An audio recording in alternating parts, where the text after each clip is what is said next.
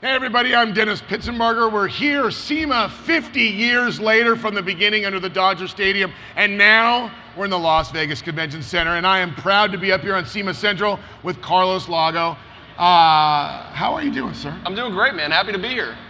You know what? If you are not watching the Enthusiast Network and not watching what's going on with Motor Trend on Demand, which I think everybody at this point has to have seen at least once, I'm pretty sure by 15 gazillion views, they've seen you in a car at an event having some fun. From a guy who parallels a lot of what each other does, we do kind of have the coolest jobs ever, don't we? It's nice. It's a really nice thing to be able to do. Like I tell them what I do for a living, everybody's like, I'm jealous. How do you do that? I hate you. A lot of people hate us. Well, I wouldn't say, well, yeah, I guess some do. We have a lot of fun. You get to share so much with the automotive community through just being a regular guy. Sometimes that can be hard. You know, I think how the world has changed. You know, we were talking before we came on this video about things that have kind of come and gone. I'm going to touch on it first. Fascinating lately. You know, you and I have been in front of a camera for a long time. It's kind of a shock. I never thought something like that would go away. I mean, what's your take on that? It's super unfortunate for an automotive YouTube channel that's been around as long as they have to not exist anymore. They were kind of like a staple in a lot of the ways because it's something's been around that long, you're used to it existing, and when it doesn't, it's really unfortunate. Remember when I came to Motor Trend, we didn't have a YouTube channel. And now we have one of the biggest with 4.4 or 4.5 million subscribers. It's huge, and to see that transformation, be part of that has been amazing. But also to see, you know, what other people have been doing and that's worked, what other people have been doing that hasn't worked. It's been part of the evolution. It's been fascinating to watch. I never thought what they were doing. You know, I looked at it as like they're there and everybody else is going to do something else. But you know, speaking of doing other things, let's talk about what you're doing with the Daily Fix. Obviously, I like a lot of what you do with I would call it, I guess, automotive review journalism type of stories. A lot of fun, but it gives a real world estimation of what cars are really like. I think you do it in a very cool narrative way. Tell everybody what these different elements are and how you bring that out. Well, so the Enthusiast Network is in a weird spot, or a great spot, you know, depending on how you look at it, because it has all these different brands and all these different parts of the automotive industry covered, from new cars, classic cars, muscle cars, import, whatever, the whole thing's there.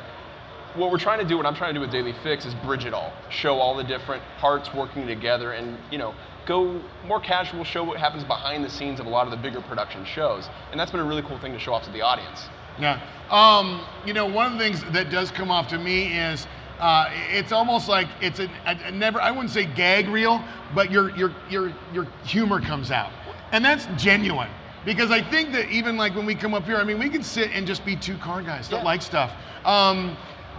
I've seen you get really close to what might even be what some might consider an oops on the track or somewhere. How many times, from a guy who's done it himself, how many times have you all of a sudden realized maybe you should pay a little more attention to the road instead of the camera? Come on, be honest. What happens is, you know, you're doing the power slide shots for the camera, you get a bit eager, you're like, I'm gonna give a thumbs up this time, I'm gonna do little hands off the wheel, and that always ends badly. Your ego always gets in the way and always makes it go terribly.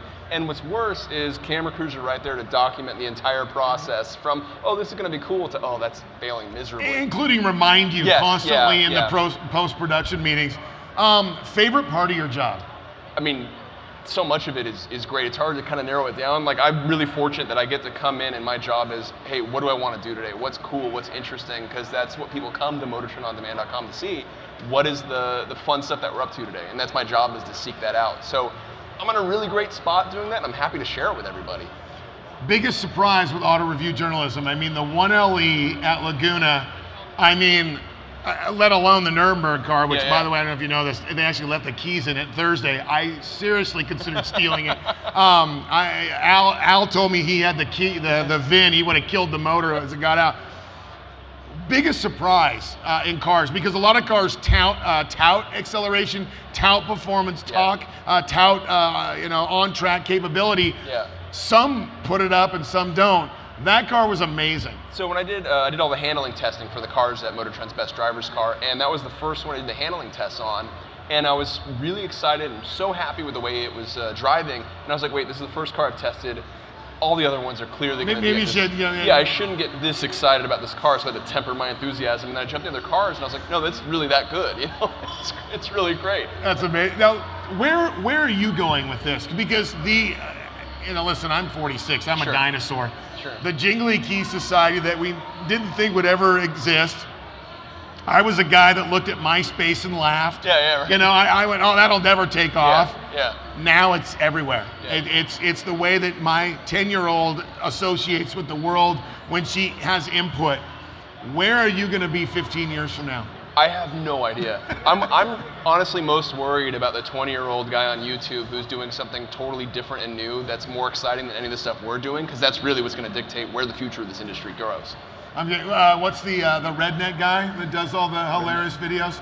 He cuts up all the cars. If you're a Mustang guy, you got the ZL1. You haven't seen that guy? No, I haven't seen this guy. The kid who looks at the ZL1, he goes, the Z is for 0 losses, and I got 1,000 That's exactly what I'm talking about. Where it's all good. Yeah. If people want to find you, watch your stuff, I know where it is. Everybody else knows where it is, where they can subscribe to millions of minutes of content that you've created, and it's all great stuff. Yeah. Look in the camera and tell them where they can do it. MotorTrendOnDemand.com. There's a free 30-day trial. It's $4.99 a month. Go check it out.